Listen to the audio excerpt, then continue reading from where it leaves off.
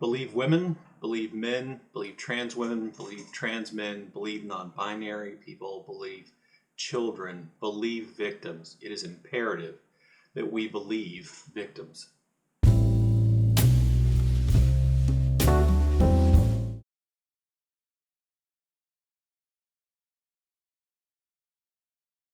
Hello and welcome back to Bookish, and welcome to a video which I'm just going to kind of address in a general way some of the issues that are going on in the book world, the world of authors, and of BookTube, and without being too specific, and just encourage everybody of the importance of believing and supporting the victims of SA, of sexual assault or sexual abuse, when these accusations come out. And I have several reasons why I think this is important, which I'm going to go ahead and talk to you about here really quickly. Number one, in a case where there's been sexual assault or sexual abuse, it is almost always the case that there is a power imbalance between the alleged abuser and the victim, that there is a power imbalance there. That can be physical strength, that can be economic power, that can be power within a certain industry, the power they hold over someone's career, the ability to get ahead, the power they hold over someone's, living condition, whatever it is, there is a power imbalance. And that power imbalance almost always favors the abuser over the potential victim, which means that the victim is the person who is at a disadvantage. They were at a disadvantage in the confrontation, and it's important not to have them and put them at a disadvantage when we're talking about them or when we're thinking about whether or not to support them, because that power imbalance already works against the victims of these incidents.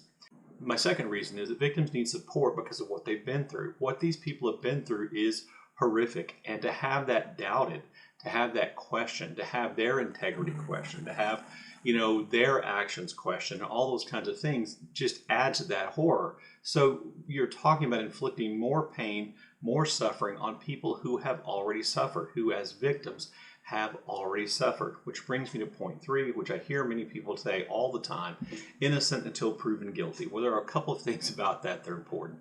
Innocent until proven guilty is only the standard of proof, or only the standard by which the government has to operate. It's only the government who can really deprive someone of their rights in a fundamental way.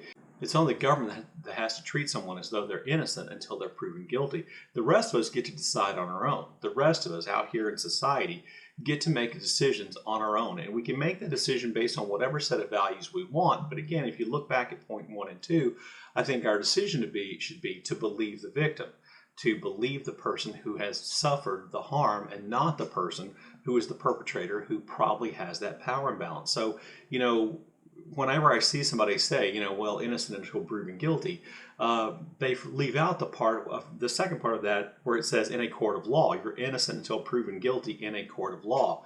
We aren't in a court of law. We are literally out here in society having to make decisions about who to support and who not to support.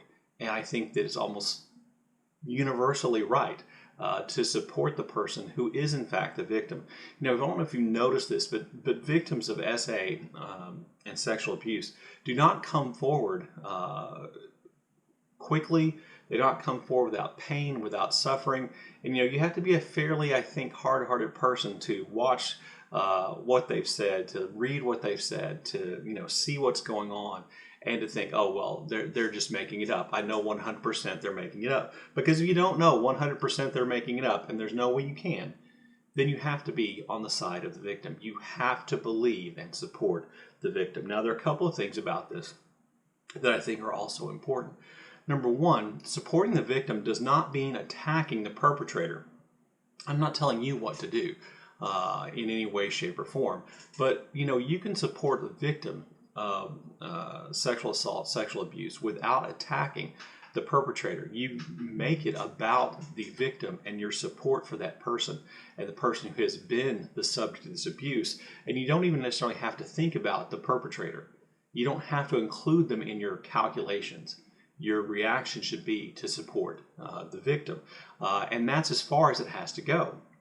If you want to, get involved and discuss the perpetrator and talk about the person who's committed these actions, that's perfectly fine. You're certainly within your right to do that. But I just want you to know that just because someone is supporting a victim doesn't mean that they are attacking the perpetrator necessarily. And the second thing I wanted to point out is that avoid. I think it's important to avoid engaging in performative outrage. At feeling like you have to make a video, you have to respond to something just because it's out there, just because these events are taking place, and you think, well, I have to have a position. You really don't have to have a position beyond supporting the victim.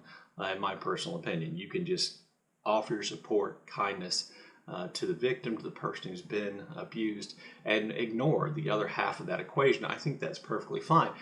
Now, you may say to yourself, well, aren't I engaging in performative outrage here? I suppose to a certain extent I am, but I'm not thinking about a particular case. I'm not naming anybody specifically. I'm just talking about a general approach. I think it's important, maybe particularly for me as a white man, so maybe in that case, it is a little performative to say that, I believe the victims. I think we should all believe the victim for the reasons I've laid out. This also is an attack on anybody, like a good friend of mine who has made videos about the Neil Gaiman situation. I'm not attacking that person for making those videos, because I think those videos were well-intentioned, deeply felt, interesting, balanced, and I think they actually represented somebody thinking very deeply about these issues. So it's not an attack on anybody who's made those videos. Just like me telling you, you don't have to engage in performative outrage. You don't have to burn books. You don't have to say you're not going to subscribe. You don't have to engage in conflict or arguments in comment sections. You can just offer your support to the victim, and that's what I think we all do. I think that's what we should all do. That's where our compassion, our concern should lie first.